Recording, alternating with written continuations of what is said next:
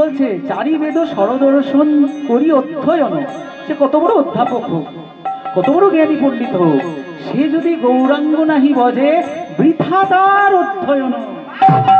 বলছেন বৃথা, গৌরাঙ্গ ভজন না করলে সব বৃথা, বৃথা তার অধ্যয়ন।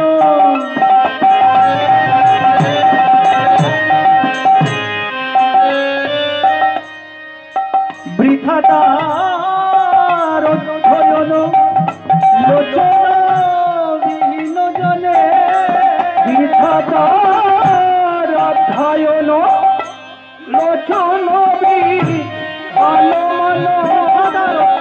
পড়াশোনা করে কি হবে? এত আইটি সেক্টর, এত ইঞ্জিনিয়ার, ডাক্তার, শেষের দিনে সেজন মিনে, শেষের দিনে সেজন মিনে, সমস্ত বৃথা। সে যদি গৌর চিন্তা না করে, সে যদি মহাপ্রভুর গুণগান না করে, সব বৃথা, বৃথা তার অধ্যয়ন।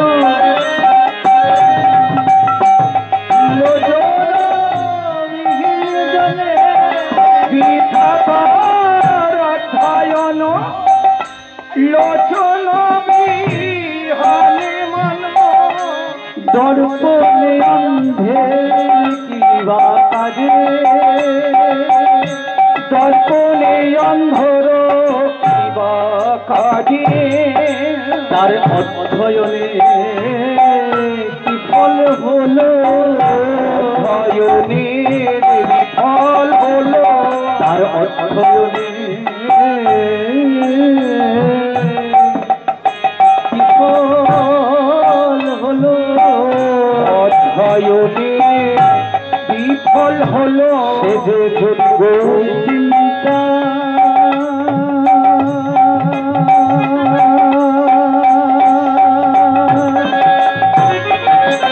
না করিল, অধ্যয়নে বিফল হলো। গৌর চিন্তা না করিল, অধ্যয়নে বিফল গেল। ওই অধ্যয়নে বিফল হলো, অধ্যয়নে বিফল হলো। যদি গৌর চিন্তা না করিল, অধ্যয়নে বিফল হলো। গৌর চিন্তা না করিল, চিন্তা না ওই অধ্যয়নে বিফল গেল। গৌর চিন্তা না করিল, অধ্যয়নে বিফল গেল। গৌর চিন্তা না করিল, অধ্যয়নে বিফল গেল।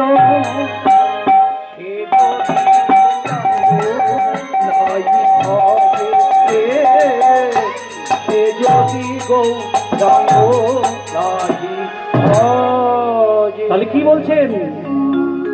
লোচন বিহীন জনে, সে যদি গৌরাঙ্গ, যদি একটা অন্ধ মানুষ কি করে?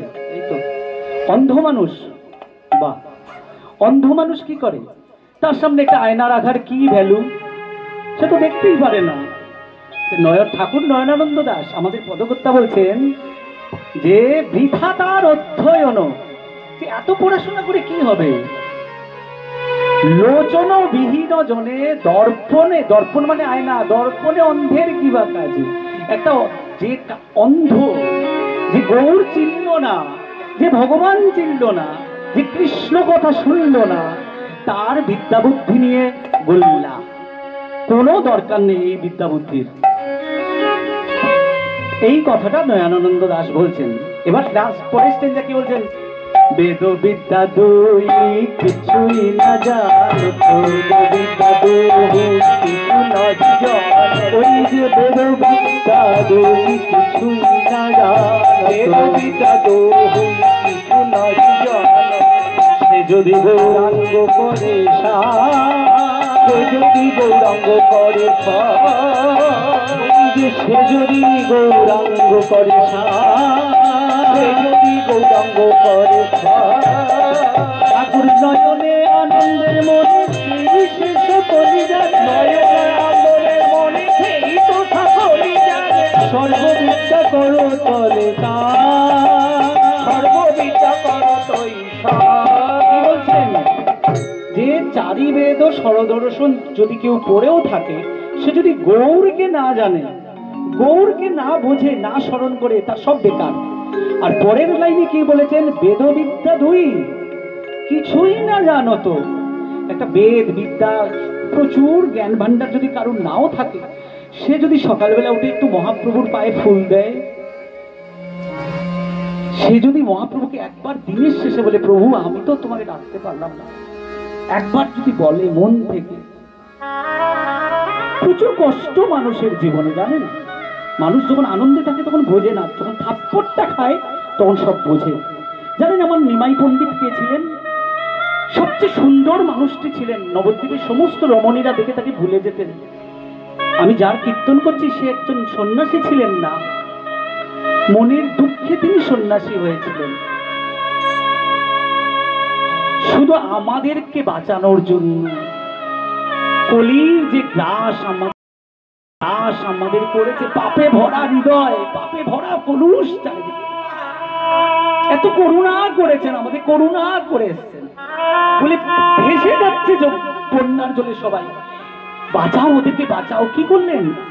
নিমাই পণ্ডিত যখন যেতেন গঙ্গার ঘাটে চান করতে, সমস্ত নবদ্বীপের নাগরীরা তাকাতো, কি সুন্দর ছিলেন নিমাই দেখতে। ওই যে সুন্দর গৌরাঙ্গ রায় নাগরী গো, সুন্দর গৌরাঙ্গ রায়। কি ছিল? তার কপালে তিলক ছিল। এখন তো তিলক কেটে তিলক সেবা করলে, বাইরে বেরোলে কটূক্তি করবে, ভণ্ড হয়ে গেছে।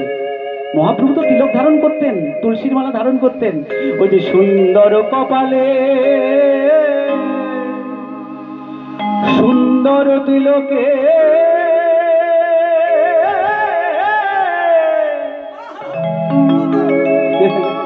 সুন্দর কপালে। আচ্ছা আমি পূর্বসিদ্ধিতে বলছি, দেখি একটি ছেলে আর নিয়ে আসুন তো, এত সুন্দর, এত পণ্ডিত কে আছেন? আমিও কিন্তু পড়াশোনা করেছি জীবনে অনেক। আনন্দ দেখি একজন শিক্ষিত কাউকে আমার সামনে, সে প্রতিদিন উঠে গৌরাঙ্গ ভজন করে, তার পরবর্তী জেনারেশনকে শেখায় যে গৌরাঙ্গ ভজন করো। আমার মহাপ্রভু সবচেয়ে সুন্দর ছিলেন দেখতে। সুন্দর কপালে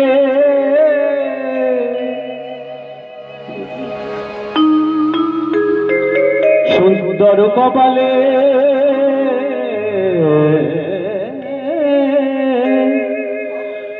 সুন্দর তিলকে,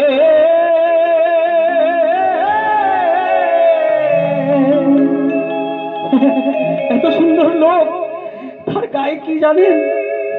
ওই যে সুন্দর একখান নামাবলী গায়, সে শ্যাম্পু করে বেরোয়নি, আর কোন বেল্ট পরে জিন্সের প্যান্ট পরে বেরোয়নি, রাধা নামের নামাবলী তার গায়, আর সব নাগরিকগুলো তার দিকে আকৃষ্ট হচ্ছে। বুঝলি এত সুন্দর, সে কে? নদের নিমাই। চলে গেল সন্ন্যাসী হয়ে। একবার ভাবুন তো কত অকৃতজ্ঞ বেঈমান আমরা। শুধু কি হরির লোটের বাতাসা খাওয়ার জন্য মহাপ্রভু বসে আছে? দিনের শেষে এক মিনিটও কি তাকে দেওয়ার সময় নেই আমাদের? যখন পাটা ভেঙে যাবে রাস্তায়, যখন ক্যান্সারে আক্রান্ত হবেন, কি বাঁচাবে আপনাকে তখন? তখন তিনি কেন আসবেন? হ্যাঁ, তাও তিনি আসেন, করুণা দিয়েছেন। আমরা তো পাপী, বলছেন তবুও আমি তোমার জন্য আসি, তুমি একবার স্মরণ করো আমাকে। তাই সুন্দর কপালে সুন্দর তিলকে, ওই যে সুন্দর একখান নামাবলী গায়, ওই যে সুন্দর একখান নামাবলী গায়, নাগরী গো সুন্দর গৌরাঙ্গ রায়, সুন্দর গৌরাঙ্গ সরোবরের কিনারায়, সোনার মুকুর দানা পায়, নব গুণাগুণি গো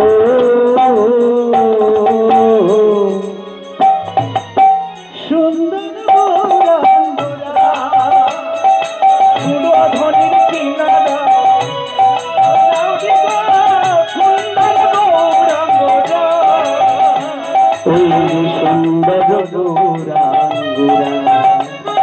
সুন্দর গৌরাঙ্গরা। পদাবলীর আসরে পদকর্তার গানের বাইরে গাওয়া যায় না। আমি কিন্তু গানখানি গাইতে বাধ্য হলাম। কেন? যুগে যুগোপযোগী আসর ভেবে আমি গাইলাম, কারণ আমার প্রভু কিন্তু খুব সুন্দর ছিলেন। সৌন্দর্যটা হচ্ছে মনের সৌন্দর্য।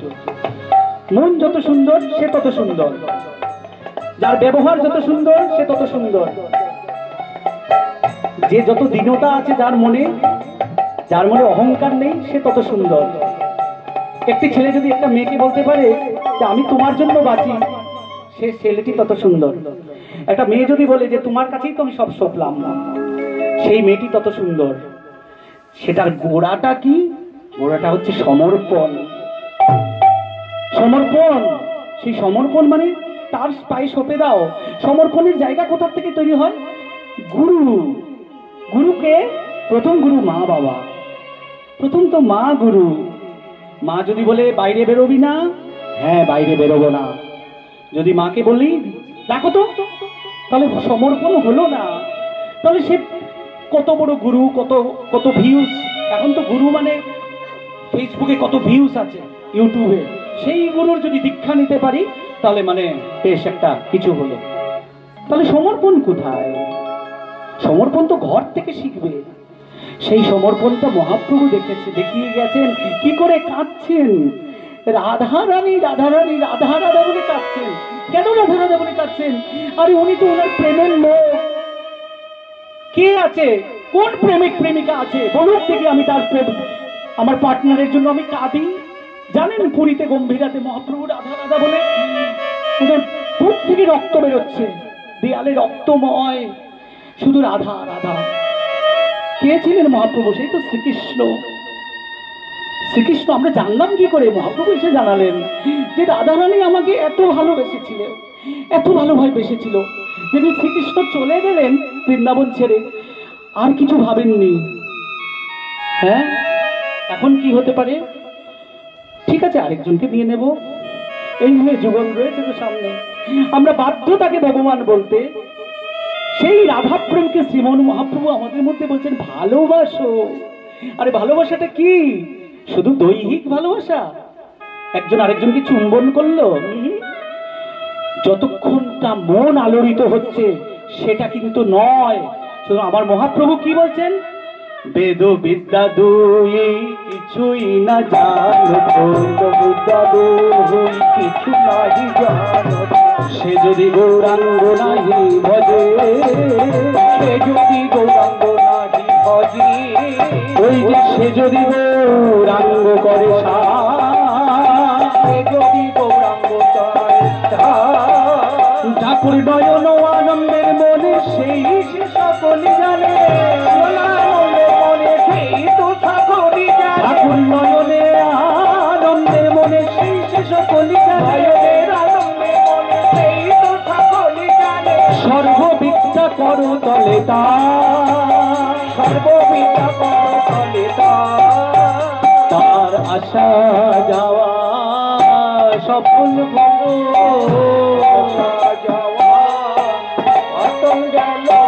তার আসা যাওয়া সফল হলো। কখন? যখন গৌর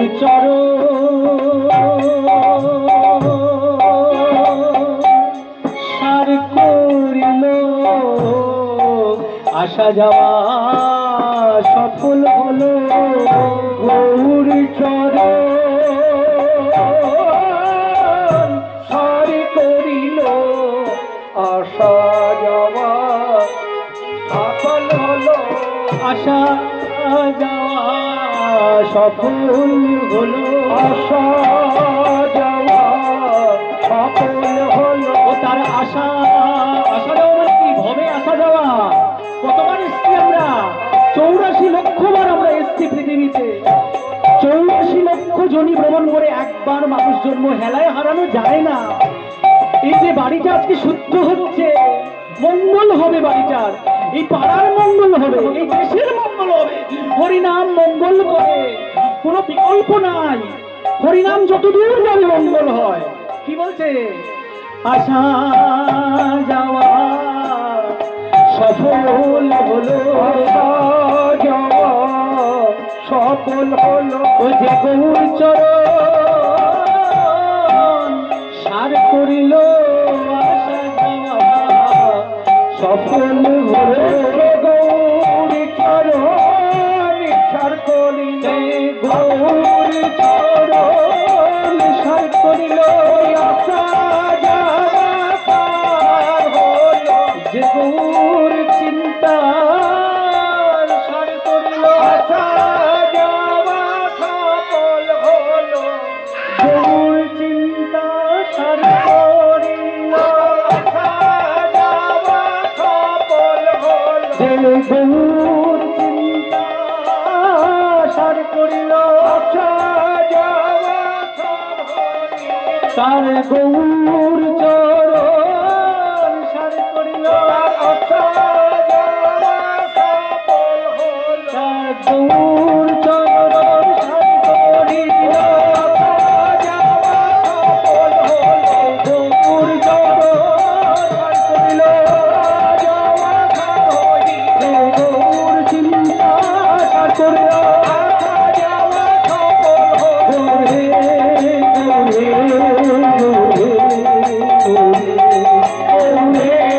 গৌরে গৌরে।